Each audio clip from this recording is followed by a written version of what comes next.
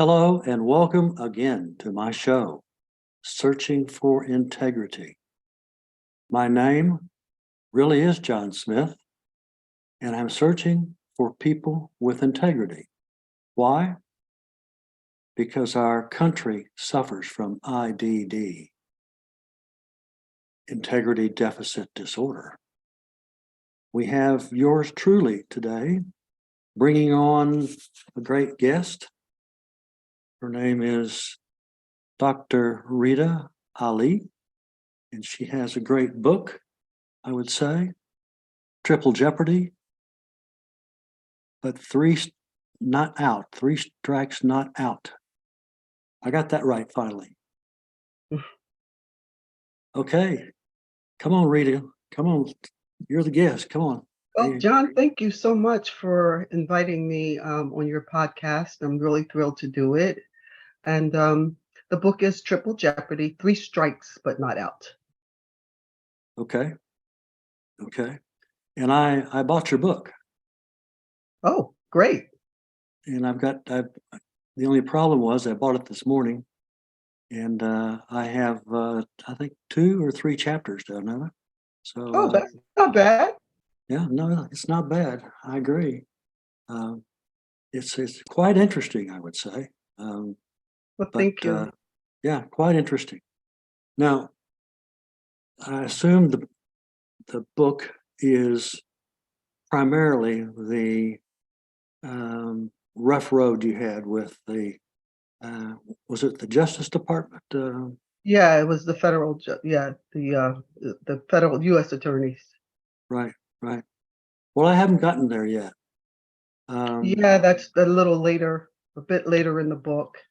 Yeah. Because John, I didn't want the book just to be about that. I feel as though the readers need to know about me and somewhat of my history, what I've done, my accomplishments, and not just dive into the Triple Jeopardy, 3 strikes but not out. And as in our conversations, you already know that that refers to me being tried and convicted 3 times, not once, not twice, but 3 times on virtually the same charges. The second time they add another little bogus charge to it. But, triple jeopardy, double jeopardy, according to our Constitution, Right. is against the law. But I was Right. charged 3 times on charged and sentenced 3 times on the same charges. Aren't there laws that prevents that? Yeah, I believe it's the 5th Amendment that prevents double jeopardy, let alone triple jeopardy. Right. But anxious prosecutors and unscrupulous prosecutors, and this is not to say that all of them are like that, because I believe the vast majority of people who work in our criminal justice system try to do it by the book. But, when we live in a culture where many people get promotions off of the backs of how many people they convict.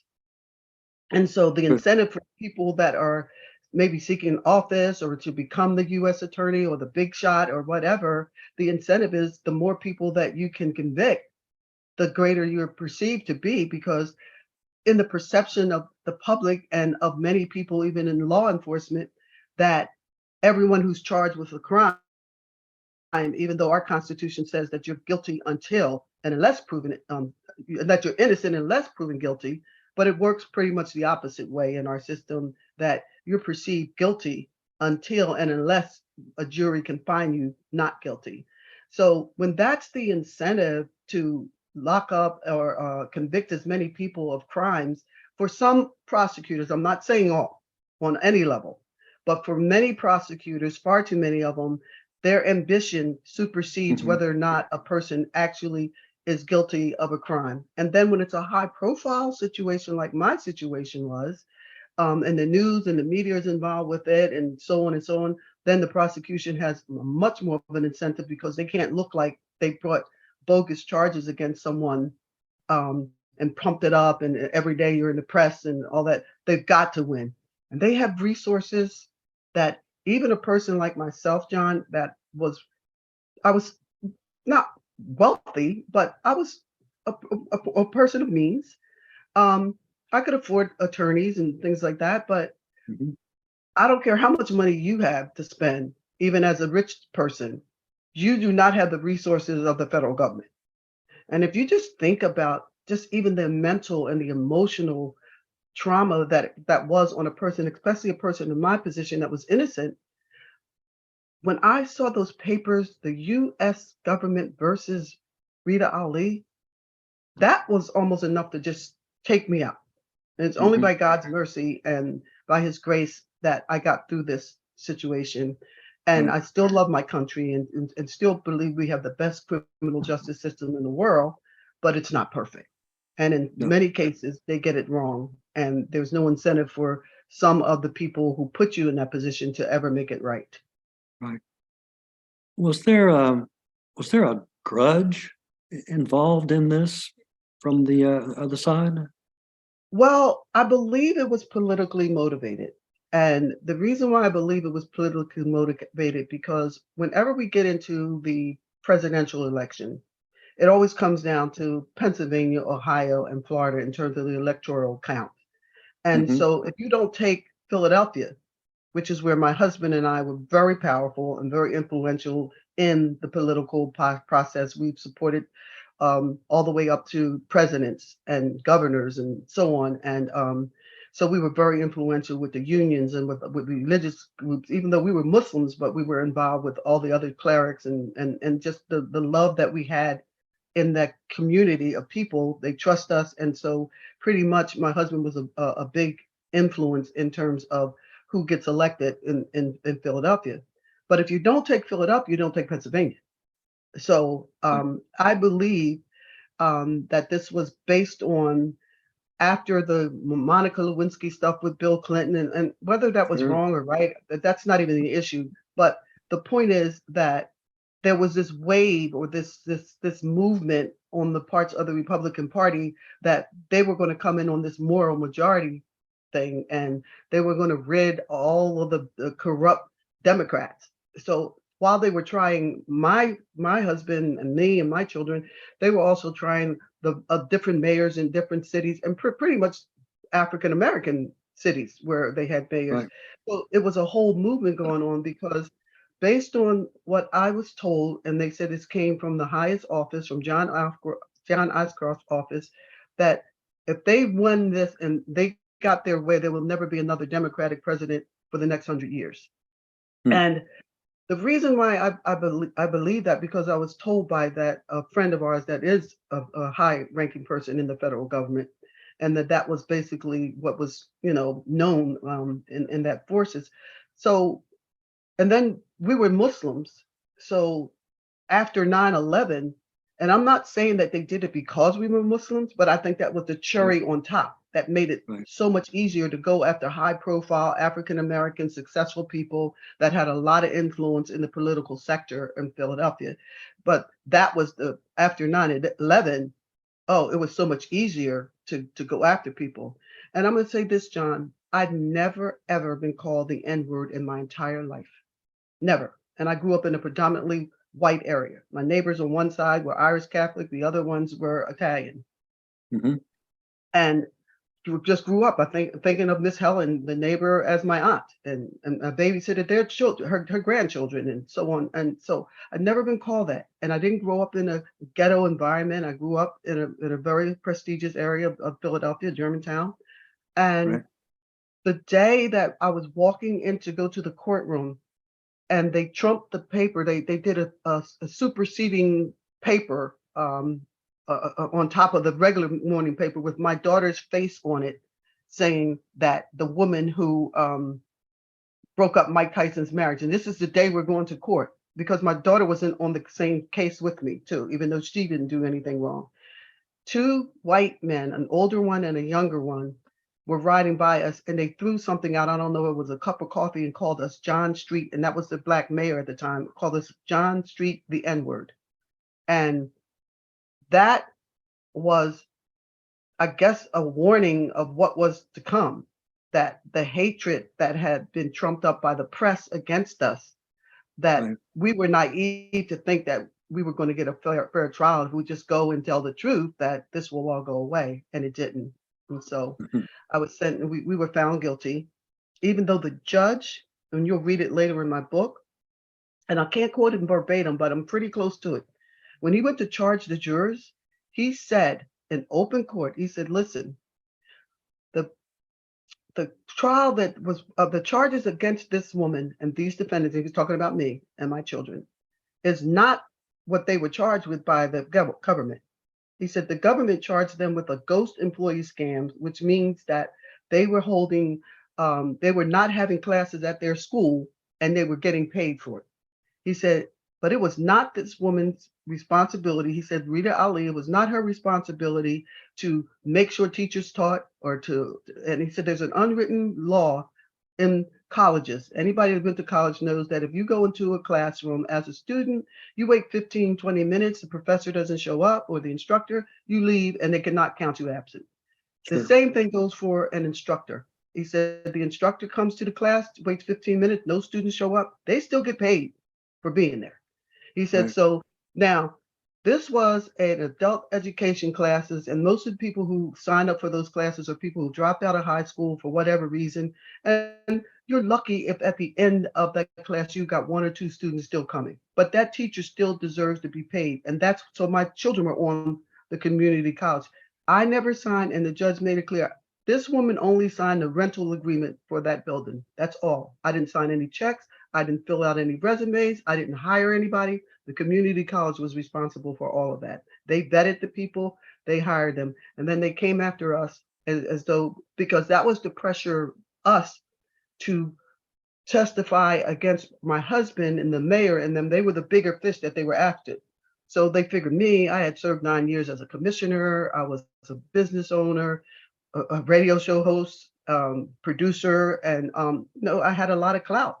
So if you could get a person like me to say that the business that my husband got from the city was pay to play for him helping to make people get elected, which it was not, but if they could get me, I would make such a good witness, and I wouldn't go along with it. And so after that, then they added my kids to the charges. So I guess I'm just rambling on here, but just No, trying to. that's fine. It's good. It's it's surprising. I guess a lot of it is from my standpoint. Um, and then I didn't mean to interrupt you then, but No, no, you're not and interrupting. I finish. just didn't want to go off on a tantrum because Yeah. it has such twists and turns to it. That's one of the reasons, John, that I wrote the book too, because Right. Right. I'm such a people person. And like Right. the moment that I talked to you prior to the show, I Uh-huh. picked up that same type of energy from you. You're a people person, and you get people and people get you. So even after prison, and I'm traveling with my daughter and my son-in-law, and Mike Tyson's a very famous person. So people always want to know about me and what it is that I do, whatever. And they bond with me. And I always felt obligated to tell them, listen, I'm a convicted felon, even though I didn't do it. So now they're intrigued. They want to know, well, wait a minute, why? I had to tell the story hundreds of times. And it's so, yeah. And then I That's just said, right. I'm going to write a book. And That's so right. Get now I that can, book out. yeah, I can, yeah, because now I can tell you what happened and you can read about it because it's exhausting and you relive it. And one of the Yeah. things is that I was talking to someone else that because I help other women with my nonprofit, which is We Too Matter, the nonprofit, to help Uh-huh. formerly incarcerated women get Right. reacclimated to society because I know how difficult it is because you have that social sentence on you too, that people won't hire you, you can't rent housing, even though you may otherwise qualify. Some people go to school and get their degrees while they're in prison or get certifications, so you may have the qualifications to do it and you've already paid your debt to society, but the society is still holding that against you because it becomes a life social sentence on you, regardless to whether or not you're done, the judicial system is done with you. So I started that charity and that was to help the women because I knew I'd be all right because I still had resources. But when you're a high profile person, you've got much more advantages even coming out of that type of situation than someone, and most of the people who come out, they have nothing coming to them. And so that's part of what my mission is now. And like I said, it wasn't about a woe is me and why not me, because I'm not the only innocent person ever to be wrongfully convicted. But to my knowledge, I'm the only one ever to be wrongfully convicted 3 times. Right. So that's one of the other reasons that I wanted to. And then it's also vindication for me and my children who were wrongfully convicted and just just tormented basically through the press. And then I look at this too, how much influence government or federal agencies or prosecutors have with the press. In my case, every day for over a year, we were beat up on the local news. Even people abroad Right. heard about it. So, Right. but I look at, if you go back to the situation with Manafort, and I'm not saying whether he should have went to prison or Paul Manafort. I remember hearing members of the press argue it from both sides.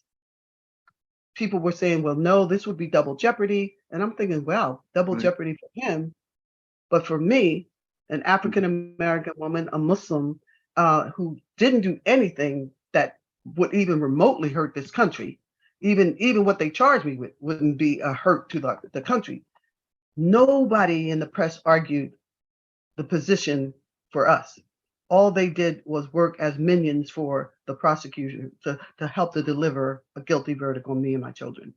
And so I look at the injustice of that and how you're told by your lawyers, don't say anything.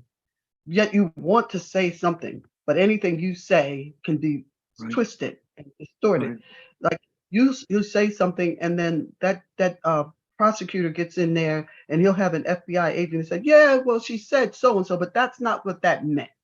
That was a code for so and so," and it's not true.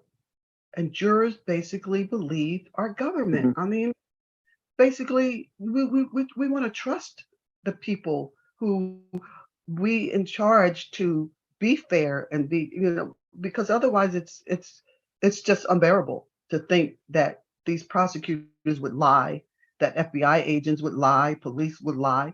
And again, when you say things like that, we're not talking about all of them. We're not even talking about the vast majority of them. But there are unscrupulous people in every facet of life. But that doesn't define the narrative of the church, of the mosque, of the hospital, of the doctors. Of that doesn't mean that when you say that someone did something corrupt or something did wrong, that the whole system is corrupt. That's not what you're saying. And so that's part of the burden that if you're a convicted felon, you have with society thinking that, oh, you're just a liar, you're just you're just a no good, Right. uh, you did it Right. because everybody did something if they're charged with it. And it's just simply not true. Well, they sell that news, and Yes. especially the news about you, or close in news as much as they can sell. Yep. What period of time did this go on over? Oh, it went on for, okay, so it started about, let's see, 2000. And it went Okay. on for about 4 years before or about 3 to 4 years before I was actually convicted. And then, so the first judge gave me a year and a day. That's the judge that said, if you concur with me, you have to acquit this defendant when he charged the jurors. And you have to acquit this woman and these defendants. That was Judge John P. Fulham. And it's a matter of public record.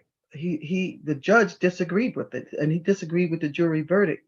And he said for the first time in all his many years on the bench, he was really, really thinking about overturning the jury verdict, but he just couldn't bring himself to do it because that's how our system works.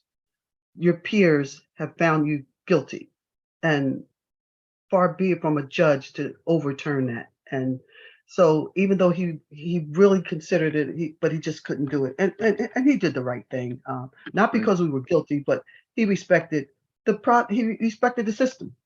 So, but because he didn't think we did it, he never wanted to give us jail time. He gave me a year house arrest and my children 6 months house arrest. And but the federal government appealed the sentence because they had to get way more pound of flesh from me and Kiki, and they stayed on Kiki and me more than they even did my son. And there were two other defendants too. The woman who brought the community college program to my school was a very high-ranking Republican. She worked for Arlen Specter, and she Right. was a high-ranking Republican. So she was the first defendant, and I was the second, my daughter the third, my son the fourth, and her son was the fifth. Now, her son actually never taught any classes, but my son and daughter, there was proof and witnesses, and even the government's own witnesses when they sent undercover agents, they said that our program and the activities at the school were consistent with a community college program, classes being taught. And the judge mentioned that also in his charge to the jury. Said even the government's own witnesses said that the classes existed. So now either they existed or they didn't. They can't be a ghost employee scam if their classes were held. Were they shabby? Did people not come? Did people not show up? That was not their fault. And they shouldn't be charged with that. But anyway, so the judge gave my children a year in the house arrest. But I want to jump up real quick because I don't want to miss this point before we conclude. So the woman who brought the college thing, the first defendant, she severed her case from our case, and so her son and my children were on the same case. We were all Right. found guilty. She was years later. They kept pressing it back and pushing it back or whatever. She was eventually found guilty and sentenced to prison time. But guess what? She served not one day. Really. But she was the lead defendant. She served not one day. Really. Yeah. So she happened to be Republican. At the time, the U.S. Attorney's Office was ran by Pat Meehan, who was a Republican and also had been a friend of my husband. Mhm. Well, associate. My husband and him knew each other. They had a cordial, a good relationship. But she never served not one day. And having been in prison and understanding the system better, the only way you get out of a prison sentence is that you have to be getting ready to go home on hospice, or you have to be on hospice before you go in. But Right. she didn't serve not one. So the U.S. attorney just made hers just go away. She was the Republican. So what is left to think other than that it was a political hit, as well as she also wasn't part of the Muslim community. She was like upscale and, a graduate of University of Penn and, everything, the model. She had a model image just like I did, except I was really the target all along. They just drug her in for window dressing. They never intended for her to do any time. And we lost everything, our mansions, our other properties, my business, everything. And she still trots on and is a part of all the African American culture, the elite status and everything. And I'm not saying that she shouldn't be, but I'm just saying that if the crime that I allegedly committed as the second defendant was that bad that they had to make sure and try me 3 times, sentenced to make sure that I got sentenced and I got jail time, why didn't she have to do jail time? She's not ill. She's still alive today. Right. Well, in my experience, I would stop on a daily basis and I would say to myself, God's not going to do this to you. And I'm thinking, I'm looking at you saying, maybe you don't talk to God, but I guess it's Allah. I do. I talk to God. It's interchangeable. Allah, God. I talk to him. That's right. That's how you get over with. Yeah, that's what got me through it.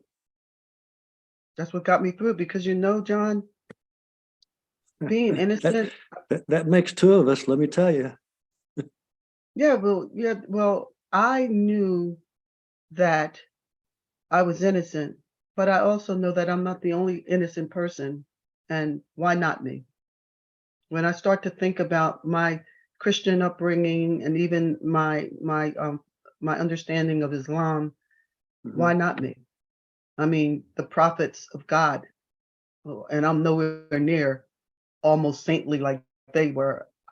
They suffered, okay, and they had to undergo trials and tribulations that were sometimes bordered on torture. I was never tortured. it was a horrible, humiliating, and in some respects, very disrespectful and mean-spirited situation that I had to go through. But Right. I was blessed to have support.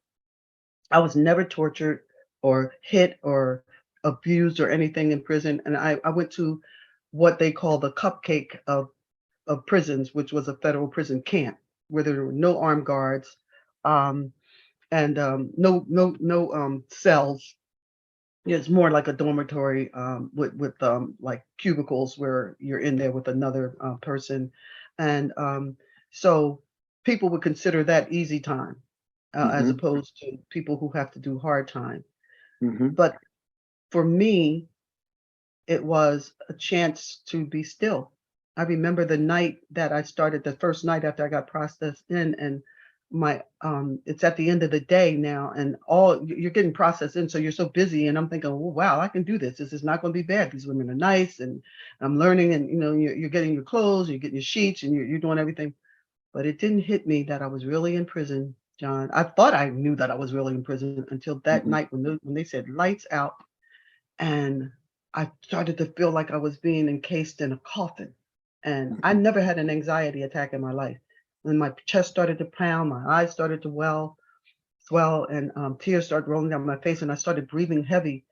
And then I realized that I didn't want the other women in the room to see me as well. They couldn't see me. Well, you really could see because it was like lit, the light from the outside. You could see, Right. but it's still Right. dark in the room.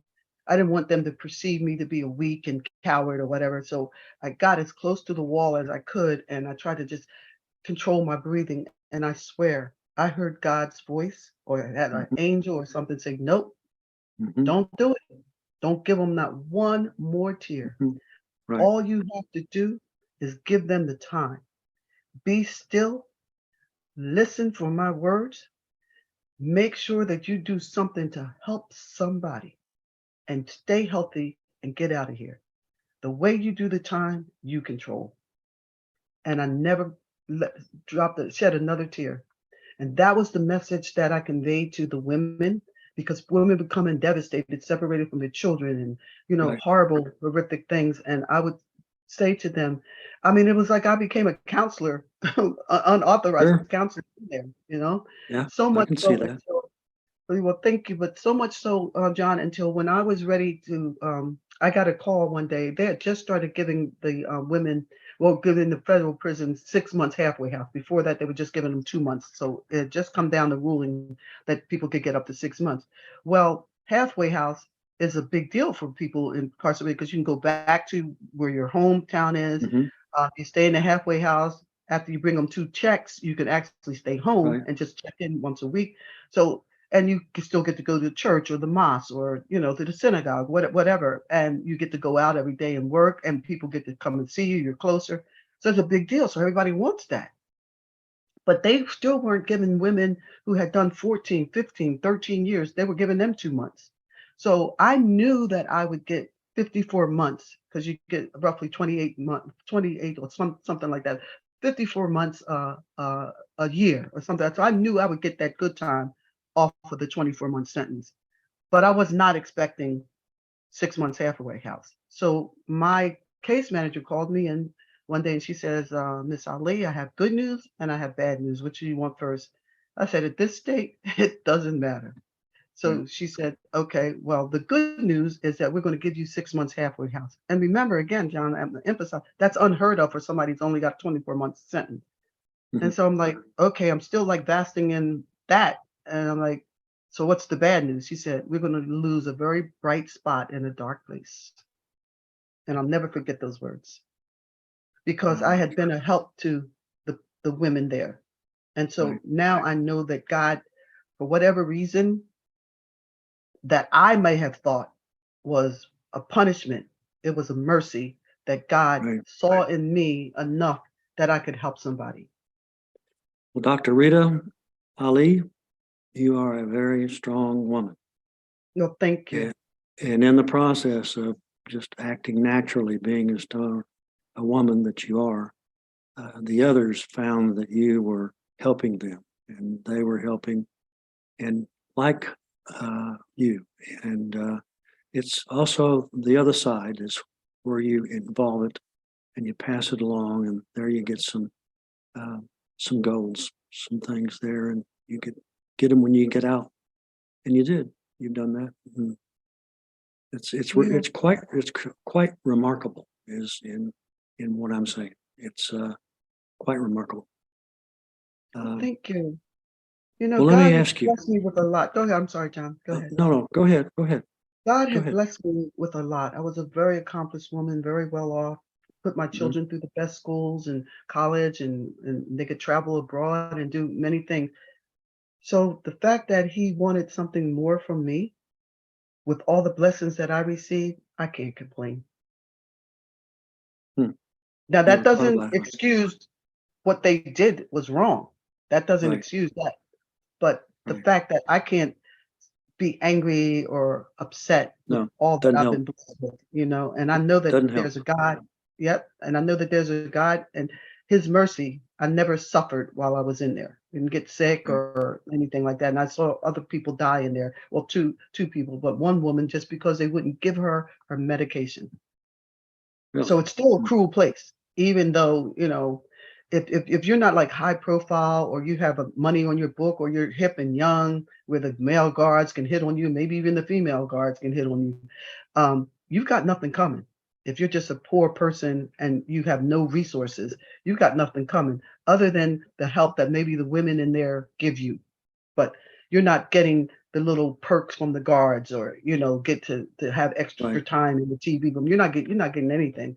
You don't have money on your book, so you can't even buy like the latest sweatshirts, and that's a big deal in prison. You have sweatshirts. You don't have to just walk around in the Sure. uniform. You're more comfortable, but you got nothing coming other than the Yeah. help that we try to give each other. Let's stop for a little bit and put your sights on where people go to buy your book. Okay, well, my book, you can buy it at Amazon.com. That's one of the main places, and pretty much anywhere online. If you just type in Triple Jeopardy, Three Strikes But Not Out, and you have to Right. put Three Strikes But Not Out by Dr. Rita Ali, it'll come up. And it's also an audio version of it. And I just want to say, too, all the proceeds from my book go to, I mean, except for the expenses of, producing the book, go to my charity, We Too Matter. And I'd like people to also visit We Too Matter, and it's we2matter.org. Well, I think that all this has been a lesson in itself, for others and for me as well. I wanted to thank you for being our guest today. I want to What thank you've you for done. having me, John. I Well, really do. maybe we'll have some more of these. Yeah, I would be happy to. Yeah.